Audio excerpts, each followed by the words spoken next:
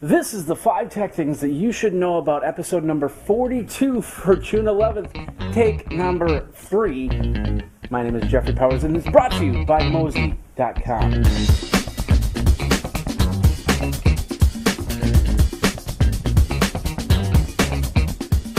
Hey everybody, welcome to the 5 tech things that you should know about. My name is Jeffrey Powers, TV is Zine with the Association of Geekazine.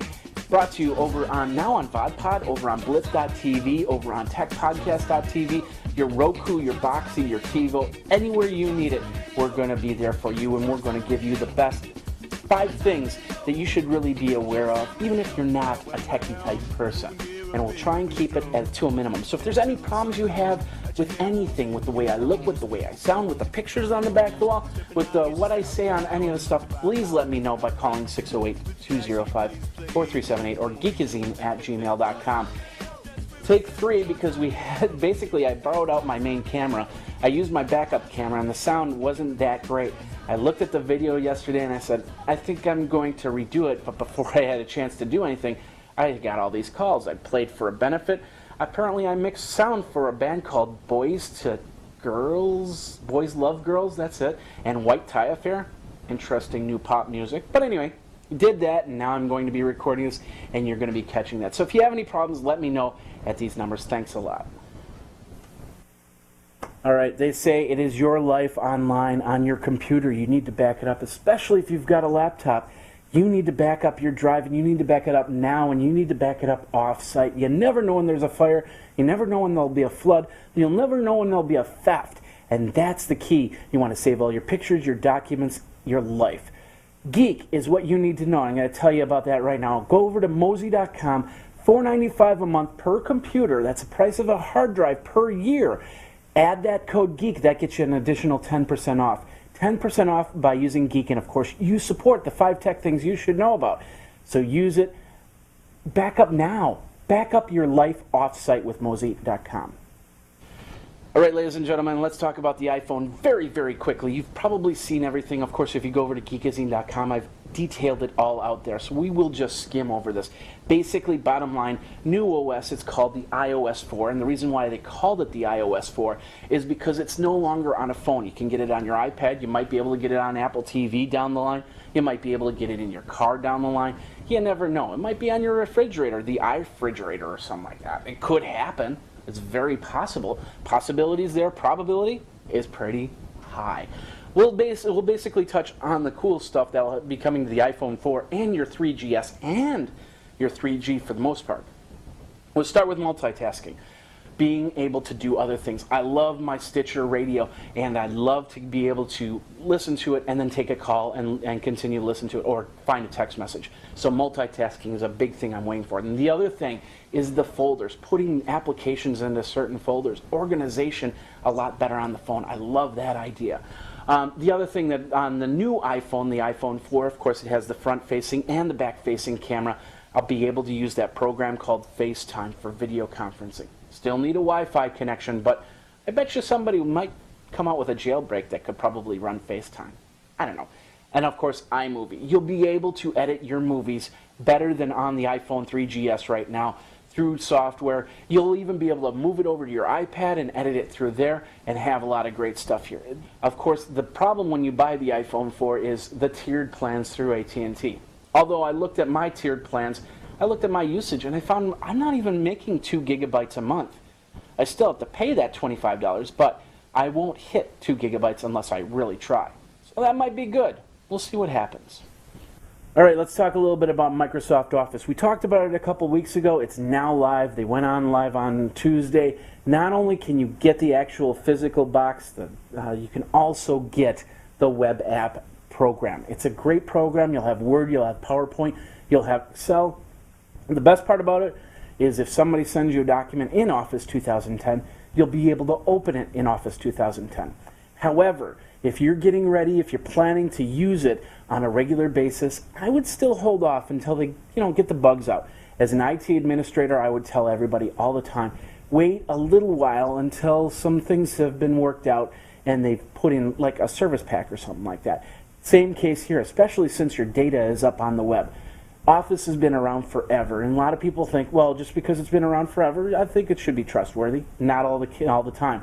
It's a brand new program. It has some bugs. They get worked out. Put documents online, but just don't put financials online. Don't put credit cards online. Don't put passwords online. Keep that stuff close to your computer, and then just put the menial stuff like shopping lists and stuff like that. All right, let's talk about this. This is the Panasonic 152-inch TV.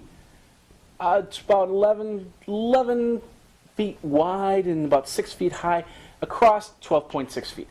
It's the size of 4 HD TVs. So if you're watching Barney Miller, MASH, or I Love Lucy or anything like that, digital quality is just not going to be that great. But if you've got an HD content, it's just going to blow out in your face. And the best part is it's also a 3D TV. So if you've got a wall big enough and you've got $500,000, then you might want to think about the 157-inch Panasonic TV. It's going out in Japan, which my understanding is that they have a hard time for space to begin with, yet they want to put a 157-inch TV out there. I don't know.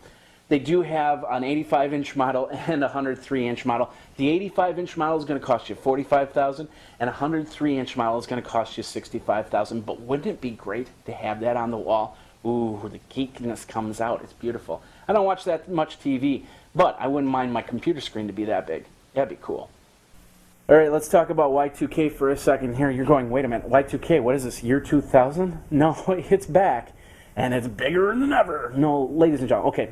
If you don't know what Y2K basically was, what happened was there were software programs with 4-digit years, and then software programs with 2-digit years.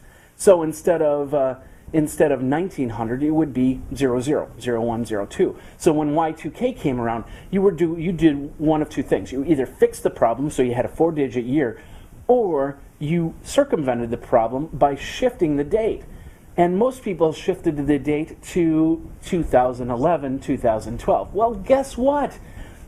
10 years later, now it's time to shift that again. They were probably expecting to update their software and then actually get new software that had a 4-digit year. But, 10 years later, they're probably still using the same software. So now we have Y2K all over again, what I'm calling Y2K version 2. So you might want to check with your companies and your IT staff and ask them, is our software really Y2K compliant, or did we have to do some sort of shift? And maybe we need to look at our software once again. There are some companies that are going to get affected in 2011. Let's not have that be one of your companies. About this time last year, you probably saw a lot of games that said, well, we're not going to be putting out our game for 6 to 12 months once the market starts to come back. Guess what? It's 6 to 12 months. So a lot of these games are ready to get out there so you can start using it. They're reinfusing in the game markets, and that's a great idea because gaming is a very vital part in our community nowadays. PS3 is going to be dropping in price, $199.99. That's pretty cool. I think what they're going to be doing is they're going to have to compete with the smartphone market. With the new iPhone, they have a new resolution, add to it some sound, and all of a sudden you've got a very viable gaming system that's a lot better than your PS3, your Xbox 360, your Nintendo Wii.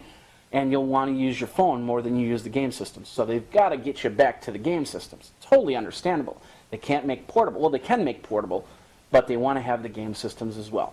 Now, there's a lot of cool games coming out. The big one, of course, is Guitar Hero 3. The plans are out there. They're talking about who, what, when, where, why, how, so on and so forth. But the other cool thing is this thing right here, Dreamcast. And the reason why I have this on here is apparently you'll be able to play Dreamcast games on your Xbox 360 and your PS3. No word about Nintendo Wii, which is pretty interesting. But then again, Nintendo always had that Sonic the Hedgehog and Mario pitting themselves against each other for a while. And of course, Xbox 360 has games for that, and I believe PS3 also has games for that too. So we'll see some new games, new titles, and we'll see some new infusion into the game market. It should be pretty cool for all you gamers. And that is the 5 tech things that you should know about. My name is Jeffrey Powers, www.geekazine.com, 608-205-4378 if you have any questions on anything I talk about here. Thanks a lot for coming to the show. We will see you next time on the 5 tech things you should know. Take care.